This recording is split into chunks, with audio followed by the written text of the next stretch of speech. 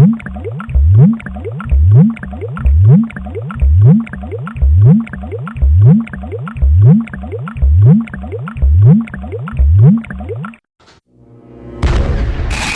Intelligence Agency. It was described by witnesses as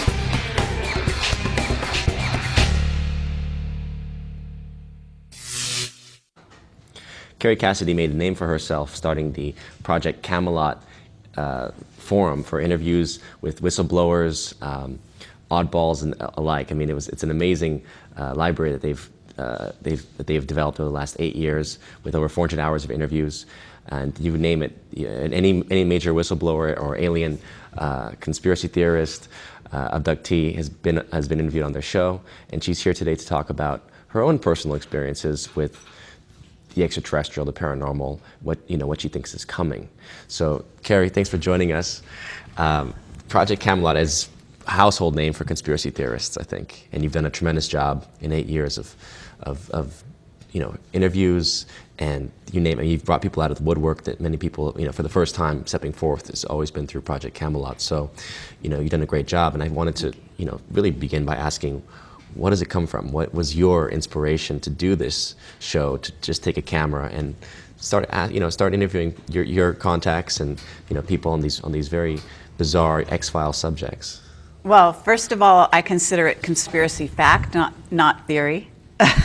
Conspiracy fact, or just people, you could say anecdotal. It's more anecdotes because a lot Well, of actually, times, it's witness testimony. Testimony, exactly. Yeah. And yes, it's all based on human testimony. In other words, live human testimony. I'm a guerrilla filmmaker, so I just basically put a camera in front of somebody's face and get their honest story as they see it, and I ask them the hard questions. I'm known as a somewhat relentless interviewer, and right now I'm in the other seat. Absolutely. But I got into this because, that's a long story. But basically, I had my own sort of ET, otherworldly experiences as a child. And then what happened was that I studied Eastern philosophy. I decided I wanted to reach enlightenment, and I connected all my chakras through multiple, samadhi experiences and Kundalini, activating Kundalini, and so on. And then I kind of continued on that path. Then I went to work in Hollywood for 20 years, and I got frustrated with the glass ceiling and decided to pick up a consumer-grade camcorder and go out and start interviewing the authors and the people that were on the circuit talking about UFOs and so on. I thought it would be a lark, and what happened was that as I started to do it, I found that I was good at it, and I would get a testimony, and I would get people to talk about themselves, and they would reveal things to me. So I then partnered with Bill Ryan.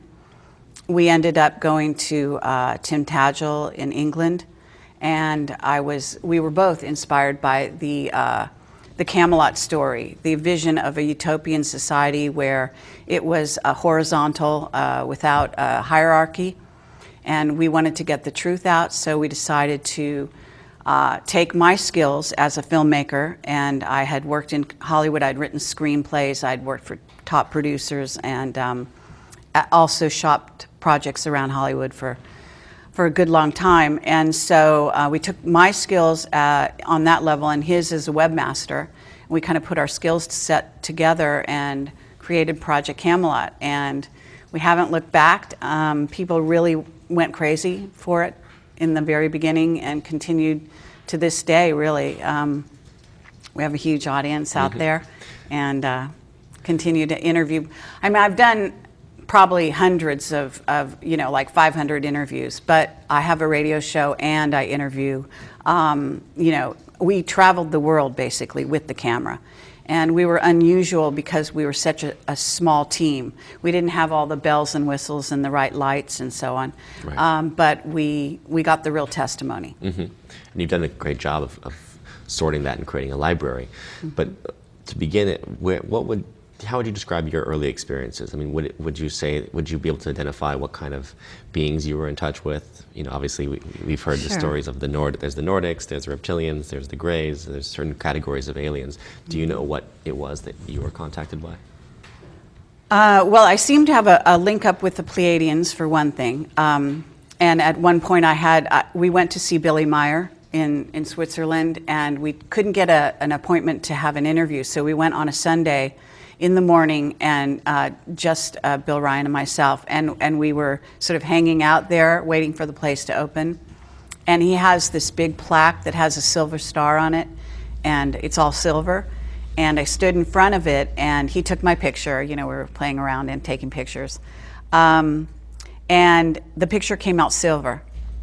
And no other picture before or since has ever come out silver that I've taken. We've taken hundreds of thousands because I'm a photographer, and we're always doing that kind of thing. And it was George Green, who's one of the people I've interviewed in the past, had the same experience where he had something strange happen when he went on the property where Billy Meyer lived. But the Pleiadians use the silver star, and that's their sort of emblem. So it was just a weird sort of like maybe a little message from the Pleiadians to me. Wasn't it Aleister Crowley that started the Silver Star Lodge? But The AA but you know, it's was interesting derived that from they that. both use, the Illuminati actually uses the silver star, but so do the Pleiadians. And I can't account for that. Because you think that the Pleiadians are, not think, but generally the Pleiadians are associated with like the Brotherhood of Light, more of like the light beings who are Yes, positive. they're more positive in But theory. You don't think that there's, do you associate the Illuminati entirely with darkness? You don't think that there's any faction or anything that, let's say, that is a higher order of intelligence within the Illuminati that uses both dark and light, let's say? Oh, sure. You know, there are good people in every sort of organization, and the Illuminati is no exception. But there's a large portion of the Illuminati that are focused on a dark path, and they're also persuaded to be. I believe there are light workers or people that also cross over. They start off on the dark side and then cross over into the light. And so, you know, if you're an official member of the Illuminati, for the most part, you are probably walking a dark path until such time as you make a conscious decision to change. You know, and in essence, you might not be an Illuminati after that. You know, you're something else entirely. But a whistleblower, probably. Whistleblower, indeed. But, yeah, so. Do you, from the number of people you've interviewed, can you recall anyone that you really believe was in the Illuminati, the official organization as such? Sure. Like which people? Well, Leo Zagami, for one. Definitely a member of the Illuminati. And we interviewed him in Norway. He was a whistleblower from the Vatican, you know, from the P2 Lodge, which is, you know, familiar with that. Freemasonic. Yeah. Propaganda Due, right? Apparently P1 was formed by Mazzini, was it, or Garibaldi or when was P1? Wasn't that? I originally? don't know. You know, I'm not that familiar with the dark lodges, but I can say that, you know, definitely Leo is from the P2 and still is. And he went back, and they are run by the Black Pope, what's known as the Black Pope. The Jesuit Pope. Yeah. But isn't Francis now both Yeah, a and Black so Pope now we have black and white. and white, Yeah. which is interesting. Yeah, Do quite you interesting. think he'll be the last Pope? Well, I think that's the prophecy, although there may be one more after him if he has a short reign. Well, that was supposed to be Ratzinger, right? His reign was cut short. Yeah. So apparently Francis would be the last in that prophecy. In theory. In theory. Yeah. But yeah. So as far as the Illuminati goes, because, you know, people always ask me, and frankly, I always say, look, I don't know exactly what it means. You know, I know it exists. I think that there's different meanings for it. Mm-hmm. You know, there's orders of the Illuminati. Even within Masonry, there's, you know, Illuminati orders that I know of, right? Yeah. But as far as this global, you know, group, you think it associates most closely with the Vatican, and for example, in like the the Scottish Rite, Masonry. Mm-hmm. Would that be your understanding of the Illuminati? Well, Yes, I mean, they're all levels, right? And so it just depends what you're gonna talk about. I would say that the Vatican heavily is a big influence on what is in essence the Illuminati. But you're talking about a pyramid and a certain level of being close to the top. They may not even consider the Vatican, that may be a step down from a certain level of the Illuminati. Mm-hmm. I mean, the Illuminati, for all intents and purposes, are black magicians. And they are also individuals with an agenda mm-hmm. for planet Earth. And most of if you've ever studied Aleister Crowley, then you know the philosophy, the occult philosophy that they follow. Mm-hmm. But in my view, being a magician is not necessarily a dark thing. There can be light magicians and dark magicians. Right. So it just depends which you choose, which path, again, you choose. Right. And I fully believe that actually Project Camelot has existed this long because the powers that be, we have friends in high places, so to speak. And so there will be members that are, in essence, Illuminati, hidden members of the Illuminati, ones that are keeping a low profile even among their membership, that will be supporting us. And I've gotten letters from various people who've contacted me that are, I would say, they're Masons, they're Freemasons, they're mm-hmm. Templars, and the Templars are not all negative either. Right. Exactly. I mean, I think that's a big misconception that, we try on shows like this, we try to have conversation because the point is, it's not that all Freemasons are bad. It's not like an evil boogeyman group. Mm. Because yes, I think that they associate with what people would call jinns, spirits, entities, alien, right? Yeah. But again, they're not all bad entities, right? We, just from a Christian, maybe from a hardcore Christian point of view, anything that's not an angel is a demon. Right, and yet, as we know historically speaking, daemons are what inspired Socrates. I mean, it's like part of the personal genie or genius. So there are these spirits or entities that are neither angelic nor evil, demonic, that people interact with and associate with. Right. Well, I would consider, I don't look at the world as just angels and demons. I believe that there are lots of different kinds of beings. Some incarnate into bodies, and some of the bodies are all different levels of light or dark. And so I'm not, and also it's important to realize that angels are not typically angelic in the sense that people think they are. That's a misconception. As far as I'm concerned, the so-called halo that you see around beings of light is really more about activated Kundalini energy, and it's a misunderstanding to think of that person as being therefore angelic. Mm-hmm. But that's more positive, right? If you have a halo, that means you're ascended to not a higher necessarily, level. Because you can, the dark side knows that they can activate the Kundalini and have a dark agenda. So that's where you get a dark magician. Interesting. So they still have they still have activated the Kundalini, oh, absolutely. but they would have a darker halo. Yes. Now they will have trouble with some of their chakras. The chakras will not all be, pure and clear. And they will have emphasized certain chakras over others, like the mental chakra as opposed to the heart chakra. Mm-hmm. Right, exactly. So we'll have an underdeveloped heart chakra. And that's what we need, the lion heart, the Christ consciousness is from the heart. So as far as the bloodlines are concerned, I mean, there is obviously this issue of the Illuminati bloodlines and an awareness of families who want to preserve a bloodline, or let's say they continue to intermarry. What does the blood have to do with that, as far as incarnation purposes? Do you know?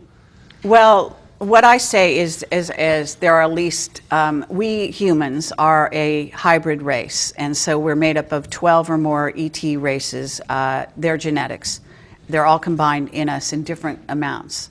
And this is where you get, in essence, what humans are is boots on the ground, is what I call them. And that goes for the Illuminati as well. And they tend to have more reptilian genes, at least a good portion of them. And the reptilian agenda is not always negative, so it's important to understand that some reptilians, the Shakars, for example, are the supposed royalty of the reptilian class, the Draco. And then there are the reptilians, which are more like snake type reptilians. There are many, many reptilian races, and not all are negative, or service to self, as we say. Right. There are at least two, though, that are service to self that want to take over. Their agenda is to take over the earth, to take it back from humans. And they feel that they were here first, at least one of those races. And there's evidence that at least one of the races comes from Aldebaran, and this is who the Nazis were in communication with. I see. So two different reptilian races initially here, and the ones that the Nazis were communicating with were from Aldebaran, but ultimately the Nazis haven't died out. I mean, that's one of the interesting things I think that people have to understand is that a lot of the Illuminati tends to be within the, like, how do you say, within the hierarchy, does seem to be operating under the influence of Nazi type of characters, neo-Nazis, or the bloodlines that relates to, to the hierarchy of the Nazis. Is that what you've seen here, like as far as the United States is concerned even? Yeah, I mean, well, this is where, I bring in my whistleblowers. So first of all, there's, the Jim Mars, Joseph Farrell, talking about the Fourth Reich, which is the name of a book that Jim Mars has written. And it's all about how the United States brought the Nazi scientists over in paperclip, and that they started the secret space program. And the part that is in the general public is, of course, Los Alamos, and the nuclear bombs and so on and so forth. But it went much far beyond that, involved building UFOs, going interplanetary, and so on. So we're really talking about a highly developed secret space program that probably started around the time in the 1940s. And there's even evidence that, for example, the Nazis themselves may have been influenced by Tesla and Tesla technology, so that a lot of people think that the Nazis, being in contact with this race from Aldebaran, which was through these women psychics, the Vril, the Vril, that were getting this information. But there's also evidence that they may have been, there was a dialogue, in other words, and the Bushes were financing the Nazis from early on, from before they became, what was in essence the Third Reich, I guess you might call it. But again, this goes back to genetics and why the interest in racial theory, because as we know, the Bush-Harriman clan were very heavily involved in the early genetics programs here that actually inspired Hitler, right? The first eugenics conferences were held in the United States. Yeah, exactly. So, but again, there's a faction of those scientists that went to Russia. There's a faction that went to Argentina, and they have underground bases at this point. And Werner von Braun, of course, is one of the more well-known Nazi paperclip scientists who I think virtually ran the secret space program for a very long time in the early days. And I believe that he knew a great deal more than he revealed. He seems to have a very checkered past. And I don't know if you've ever spoken to Carol Rosin, who worked with him and for him, I believe. She knew him quite well. However, I also think that perhaps either she doesn't know his true past or she doesn't reveal it. And this is the type of thing where it's all about national security of this country. What level the secret space program really is at. Right. And I've got whistleblowers such as Jake Simpson that says they're about 10,000 years in advance of what we're living in now. Well, I wouldn't be surprised. I mean, my mind was boggled by the realization that the NSA had computers that were operating in 1965 at the level that our computers, the public had in 2000, were operating at. So right. What we got in 2000 was what the secret government had in 65. Absolutely. How about that? Right. Yeah, it's really incredible. And when you know that things about this, I mean, I'm pretty deep into the secret space program, as you can appreciate. And that's where most of my whistleblowers are giving us testimony, even behind the scenes. And let me say that whistleblowers at this time have really sort of quieted down. I think that what has gone on with Edward Snowden and with Julian Assange has sort of scared them to some degree, where a lot of them are going to ground, a lot of them are not wanting to go before the camera. Now, I'm hoping that'll turn around with shows like yours, which will bring more attention on an international level to where people realize that and our policy at Camelot has been the best place to hide is out in the open. And so if you can get more famous as a whistleblower, and I'm saying this to the whistleblowers out there, you know, it is your job, it is your duty to report to humanity what's really going on. Because our humanity is basically experiencing a split. There's a rogue civilization that's become the secret space program, and that is going off planet, and that is going interstellar, creating bases on places like moons of Saturn and Jupiter. Arthur C. Clarke wrote about this. He was a person who was very well read into the secret space program even when he was alive. And I think it inspired a lot of his science fiction. Well, maybe Kubrick knew something about it too from working with him on 2001 and potentially doing the documented moon landing as opposed to the real one. Yes, and I, as far as I'm concerned, and based on our whistleblowers, again, such as Henry Deacon, who came out under his own name, Arthur Neumann, later, we did go to the moon. So it's not that we didn't go to the moon, but they also filmed something so that they would have a record, because they knew that what they would encounter there. And they didn't know if they could get footage. They couldn't have revealed possibly what was really on the moon, because... Yes, all the beings that are on the moon. And, you know, I think that the moon is also a heavy-duty gray base, and that gets into the grays and what they're doing here and the whole abductions and so on. How do you not get lost with all the whistleblowers you deal with? I mean, how do you not, in a sense, just your head starts to swim, because oftentimes stories can contradict each other, and you know you get one bad seed in the bucket, and all of a sudden you're not quite sure what to believe anymore. Well, from my point of view, first of all, you know, this is not just like a hobby. We got into this very seriously for 8 years, and I've done it for 8 years. Bill was my partner for the first 4, and then he's gone off and done his own thing since then. So I carried on, and when you're into this world, you're into it 24/7. You know, a story can come at any time. And as an investigative journalist, I'm investigating. I'm always open to whatever's coming to me.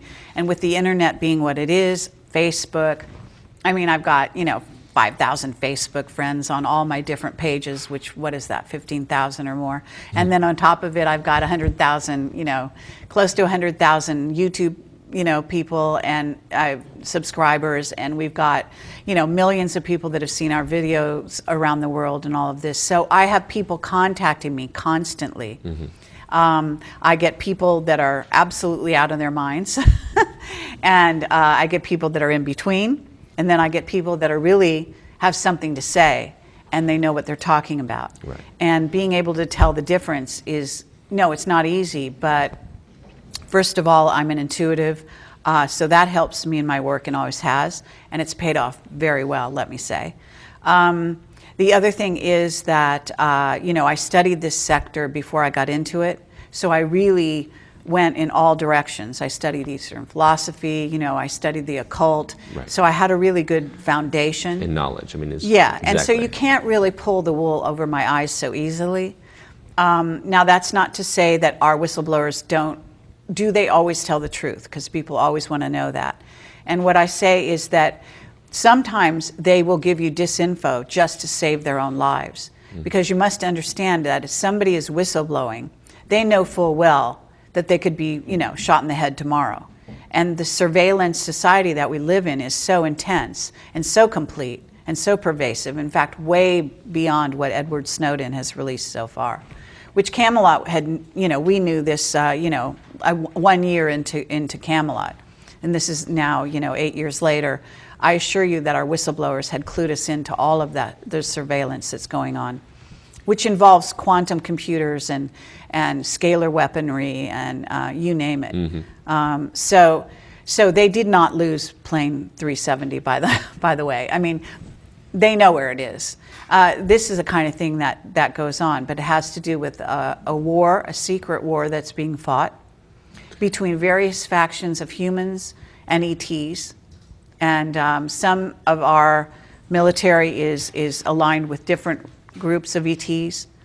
Some of the Brits are involved with another group, the Russians with another group, the Chinese with another group. So it's a huge sort of massive game that's being played right now. Do you know roughly what the factions look like?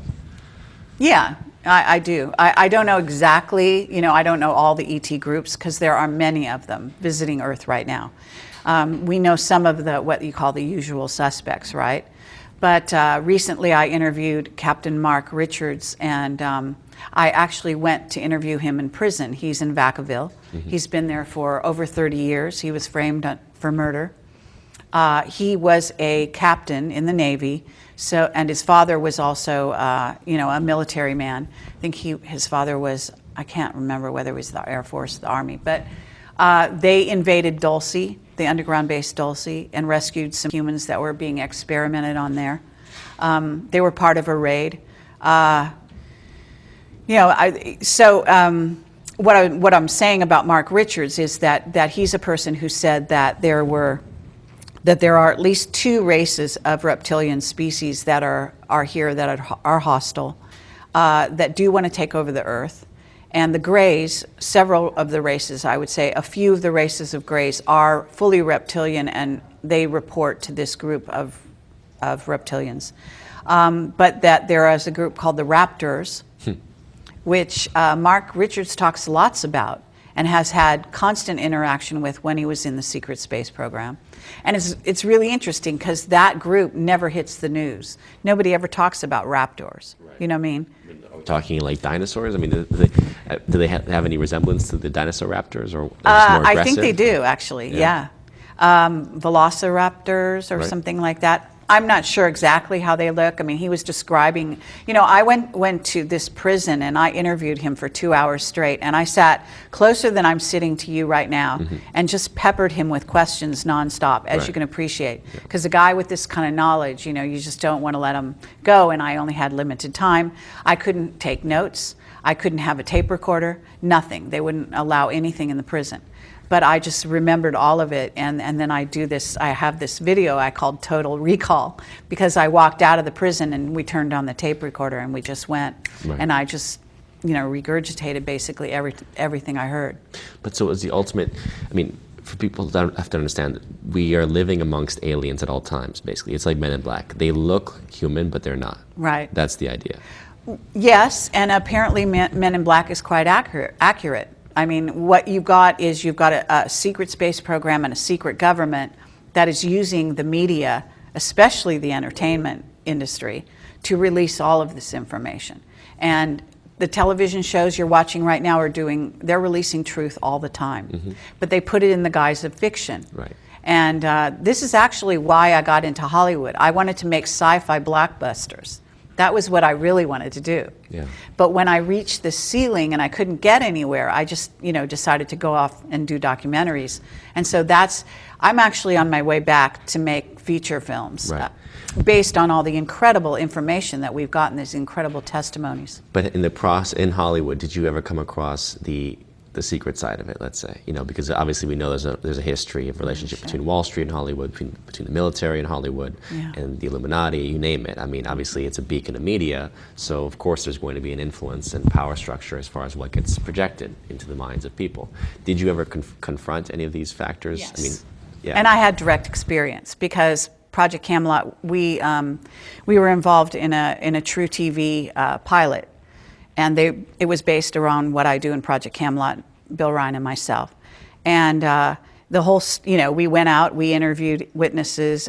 It was shot on the road, and we had some of our top witnesses in the show.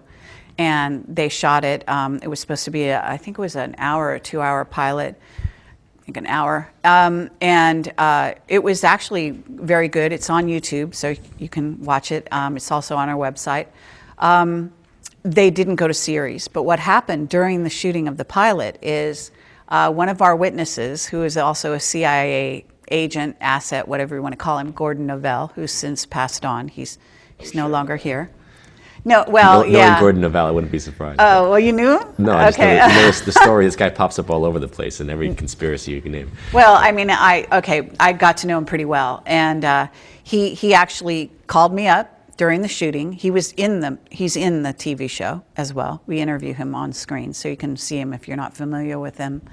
But he's like he kind of had this persona that was a little like a 1940s gangster in the way he acts. And And he was part of all kinds of clandestine operations, part of the Nixon administration, and even had said to be possibly involved in the Kennedy assassination, although he always denied it. But he called me up and he said, I'm going to admit to you that I am a CIA agent, and they want to make an offer to your producer, that if the producer will make a deal with them, that your show will go to series and we will be on board with it. So as long as you allow that, you guys can go right ahead. So I connected him with my producer, and the producer basically said, no way. And what happened? We shot the pilot, they put it in the can, they put it on the shelf for two years. True TV wouldn't even release it. When they did release it finally, they had no advertising whatsoever. They didn't notify us, they didn't notify the producer or the director. They just sort of slipped it out there. Right. But someone had seen their schedule, because they put it out there a week ahead of time that week, and they notified us. So we did this like media blitz, letting people know that it was going to be screened, and it did all right in the ratings as a result. But it was killed. Right. Well, it reminds me of last season of Conspiracy Theory on True TV. There you go. And actually, wasn't it Fred Bell that died right after a series? He died about a day after meeting with Jesse and telling Jesse personally that he had encountered gray aliens at underground bases off camera. But right. he had told them some things and basically said, my CIA handler wouldn't like if I told you this. There you go. Yes, I've definitely seen the grays. Not sure about the reptilians. He hadn't experienced any reptilians, but confirmed at least a couple of gray encounters. And again, you hear this from people who are inside, and there's no benefit to them to be admitting these things unless that's their real experience. Yeah. Right.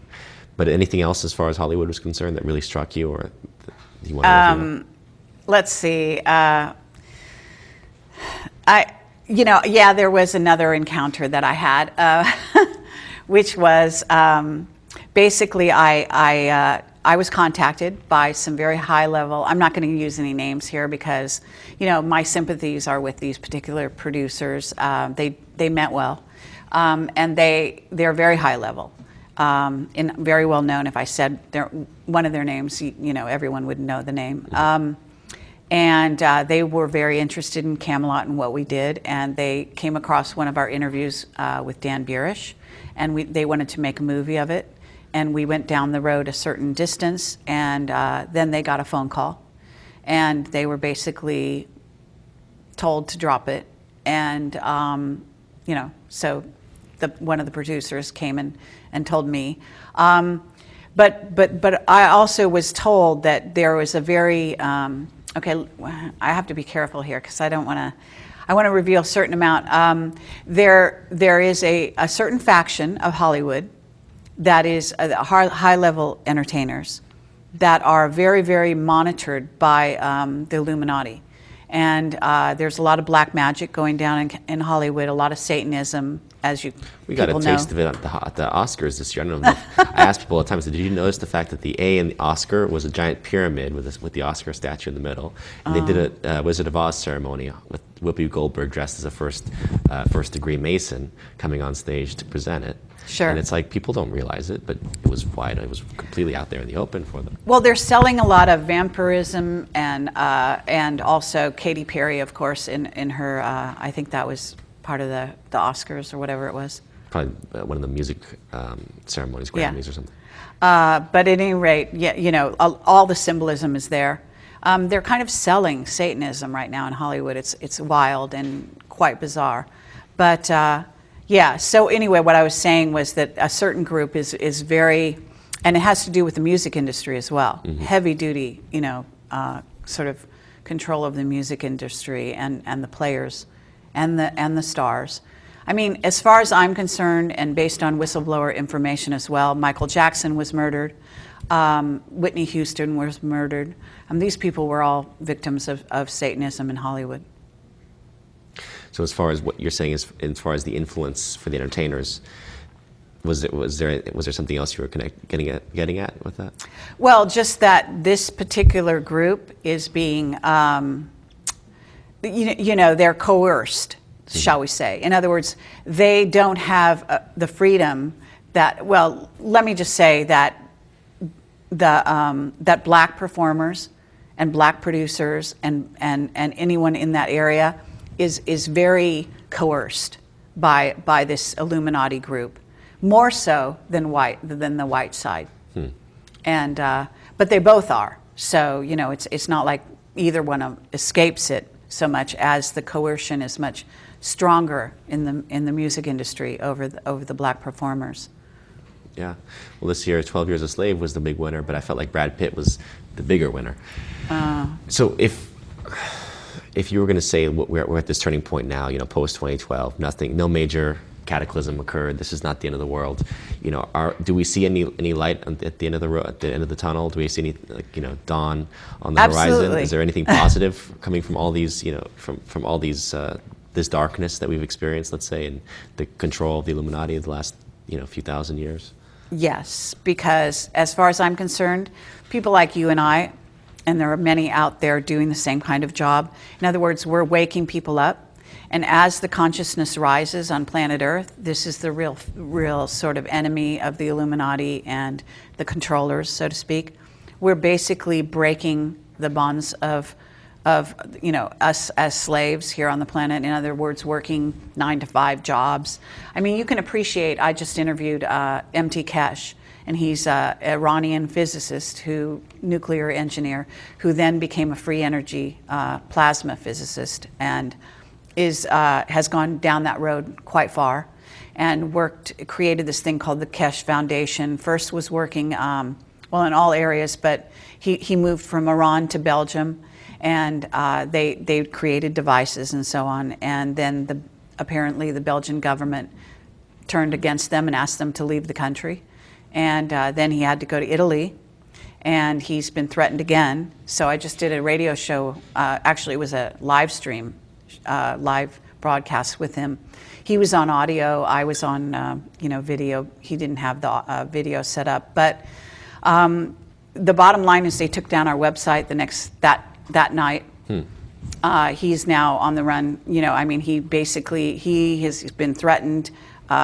And again, it's a Satanist. They want to torture his family right in front of him. They're trying to shut him up. But what he has is free energy, and so the way to do away with gasoline, oil, all of this nonsense that they use. That's the dollar itself. The dollar system is based on petrol. It's based there you on go. The purchase of oil and natural gas pipelines. I mean, Ukraine is about natural gas pipelines. Afghanistan. I mean, you name it. All these conflicts. All the wars. Oil and natural gas. Yeah, and actually, people are confused over the wars because they see that this oil idea is really sort of old and out of date. But the bottom line is, a lot of times we go into countries to take control of the stargates. It's much more about the stargates and the secret space affiliated types of things, ancient sites that have powerful energies. None of this is revealed to the general public, but it's really crucial information. And Iraq is one of those places. I mean, we took down Iraq because of the Stargate there, not because of the oil. But why aren't we still there then? What do we get from it? We're absolutely there, and we're there underground, and they have complete control of the Stargate in Iraq, and they'll never let it go. They want to go into Syria for a similar reason, from what I understand, and Iran as well, but Iran is not going to allow that to happen. And so I think they have a sort of important opponent to that sort of venture here on planet Earth. I mean, they are trying to control who comes in, what races visit, and who don't. Their Solar Warden is the name of an interstellar space fleet that we have that patrols the solar system. And this is all information from my whistleblowers. Right. So. But Solar Warden would be run by the reptilian, like the negative faction? The secret space program, by and large, is run by the Illuminati and the negative reptilian faction, yes. However, I think within the secret space program, which is where I get some of my whistleblowers, you're going to have someone who as a soul decides to work on the dark side for a certain period of time, and then feels that they have a debt, they owe a debt to humanity, and they decide to come forward and reveal to the rest of humanity what's really going on. And that's what's really important, is that they can't stop that. So these are the signs of hope. A whistleblower is your best insurance that you're going to get the truth about what's really going on. Yeah. It's not documents, because documents can always be faked. Right. Right. Well, let's hope that the whistleblowers aren't going to be scared off, by, like you said, by what's going on with Snowden. Right. And the overall fact that we are living constantly, right now, we're in a state of national emergency again, right? It's because of the Ukraine situation. And it literally, it's like since post 9/11, we're living in a world of goose-stepping and, and the Nazi Reich. I mean, it's this level of That's right. paranoia, fear, everyone get in line. You can't criticize the government. You can't criticize, our policies around the world. And I think we should look to Snowden as a hero, whether or not he was working with CIA auspices or any kind of factions that were supporting his move. At the end of the day, it's heroic that he stepped forward. The same way that Manning leaked the information that Assange has done. Yeah. All these guys are heroic for what they've done. Let's look to them as examples. We want more people like that to leak, because ultimately the system can break down if enough people basically jump ship, or they throw the captain overboard. Yeah, I mean, whistleblowers are, in essence, canaries in a coal mine. They're warning us that this thing is imploding.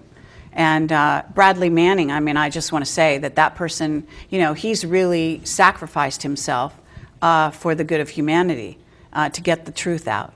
And he's been raked over the coals, thrown into the brig, and I guess we won't hear from him again, doesn't look like. But, I mean, one of my whistleblowers, Gary McKinnon, is another example of that.